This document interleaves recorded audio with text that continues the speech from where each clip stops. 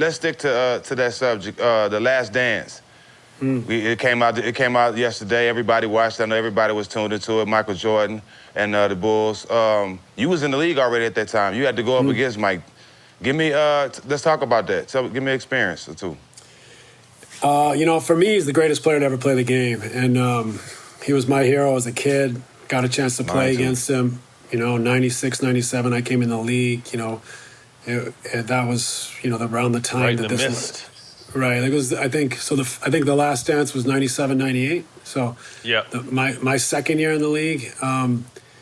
So I got to. I mean, you guys remember what it was. We didn't have so much access back then to every single thing on Instagram or YouTube, let alone watching games live. So, it was MJ was must see TV. Like anytime he was on TV, like it was must see. And WGN.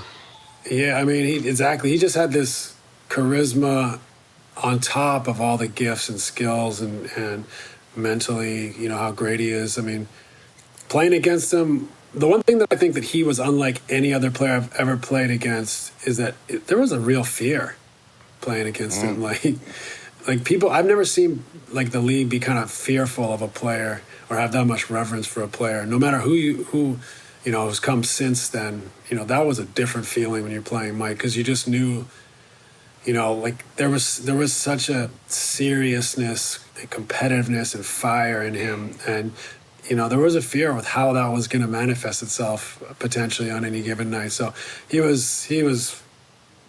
I mean, where do you want to start and where do you want to finish with him? He was everything. I think we take, because of social media, stuff for granted. LeBron is one of our heroes now, and he gives constant access. And you see guys from other sports give constant access, but like you were saying, that wasn't the case back then. You know what I mean? Like, there was no behind the scenes. There was no going in the Bulls locker room. You didn't see the Bulls shoot around. You didn't see MJ off the court. And he is our one hero that we didn't really get to see that from. We got, rest in peace, Kobe started showing that post-career. LeBron has been amazing from the jump. But for us as former players, and Mike being someone we idolize, obviously Mike and Pip and the Bulls, someone we idolize, it's special for us because we kind of always wanted to know, like, what was it like behind the scenes? Because we know what it's really like behind the scenes. So what was it like behind the scenes for them? So I think it's amazing.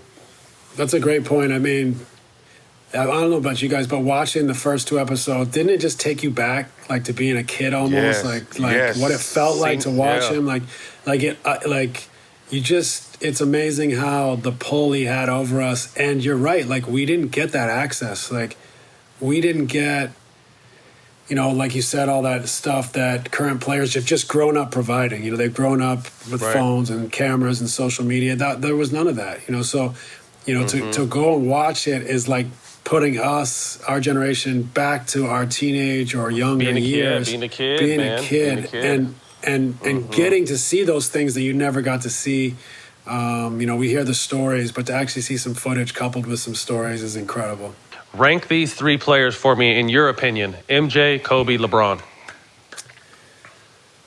It's tricky. I think MJ's my guy for sure. Always. When you talk about LeBron and Kobe, like, I totally understand why people have LeBron where he is, either first or second in many people's eyes. When you look at the whole picture of everything LeBron's done over the course of his career, it's hard to argue with. I think at his best, Kobe was right up there with any of them. I don't know where the knock is, but he when he was flying and playing at his best, he was as good as we've ever seen. So I don't know. I think you'd probably have me saying Jordan, LeBron, Kobe on the total picture, but I mean, how do you go wrong? At their best, they're all three of them. At their best, all three of them have played the game at a level higher than anyone else in the world. Right. Right. Yeah.